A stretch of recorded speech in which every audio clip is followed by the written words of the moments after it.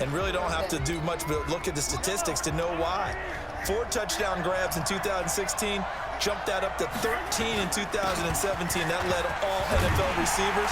Also added in 96 catches and close to 1,400 yards. DeAndre Hopkins' ability to get free in the secondary is a marvel, mainly because of head fakes and body control. I think there's one element that just keeps increasing on defense in the NFL, and that's speed. They want it at every position, and we just saw there some linebackers who can go sideline to sideline, run past that trash, go past people, and make tackles near the sidelines. Not only near the sideline, but also in the backfield there for the loss. They get only 4 that time as that leads us to a 4th down. There's an example of good situational football being played by a defense. They understood what the 3rd down play was, the down and distance, and made sure that they didn't get anywhere near that, bringing up 4th down. Yeah, they were sniffing out that marker, didn't want to let him get close to there, and now a likely 3 and out to start. Yeah, I love the way they rallied to the football and got to him and made sure they didn't give up much run after catch. So a change of possession here on the punt. And the NFC will take over 1st and 10. Good starting field position for them as they come up 1st and 10 at their 35-yard line. Breeze now to throw. Looking downfield for Jones. This is caught inside the 15.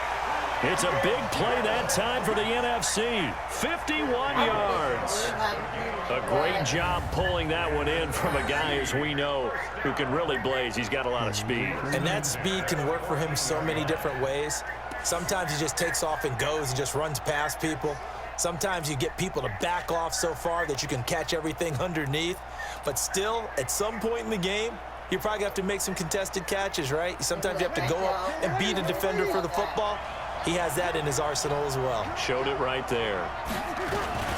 They'll run with the Rams' Todd Gurley. And this play goes nowhere. Losing yardage back to the 15. It's a loss of 2 there, bringing up 2nd down. We've become so accustomed to it, you sort of take it for granted. You really do, but he is so good that every team in his division, every year, is trying to make sure they draft people charged with trying to block J.J. Watt. So far, hasn't been too successful. To throw, it's Breeze. Caught by the tight end Ertz. And they corral him just a couple yards shy of the end zone. Breeze to Ertz for the NFC first. And there's a completion to the tight end. And look at the size of these players nowadays. At that spot, 6'4", 6'5", and up. A lot of guys used to be basketball players, somehow came back to football. And that's really good for the game of football. You're getting better athleticism, great hand-eye coordination, guys who know how to control their bodies when they run their routes. To throw is Breeze. And he is going to go down. Back at the 11-yard line. Jadeveon Clowney showing the explosiveness on the sack. Well, if you're going to throw the ball on 1st and goal from the 2, the worst thing that should result is an incompletion for you offensively. But, Brandon, this is a different type of football. Back in my day, 1st and goal from the 2, a lot of big people with big neck rolls, they were on the field trying to ram it into the end zone. That catch good for 8, but still, it's 3rd and goal now.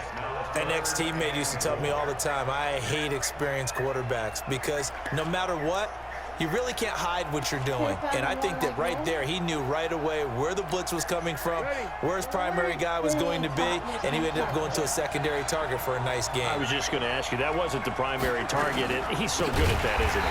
I think he knew right away that he wasn't going to get to his primary guy. I think he read that as soon as he got to the line of scrimmage, knew where the pressure was going to come from, and said, I know how to beat that, and that's what he did. Looking at this situation, if you're at the 1, the 2, maybe you go for it. From here, you kick it. I agree. I think you have to get points in this situation. 4th down, I don't chance it at all. I put the points on the board and go back and regroup. Well, no surprise there. Extremely reliable during the regular season. Bailed his team out time and again. Knocks another one through, this time in the Pro Bowl.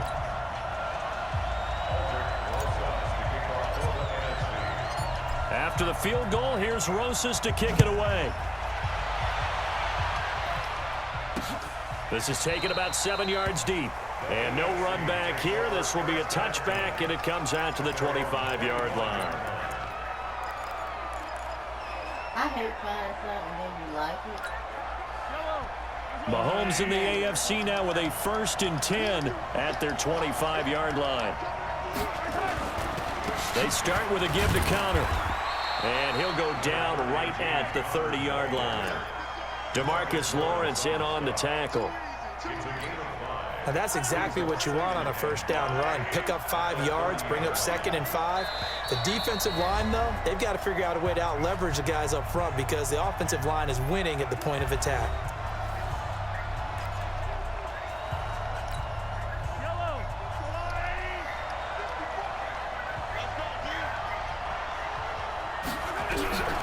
On 2nd down, here's Mahomes. Well, Mahomes can't get away, and down he goes.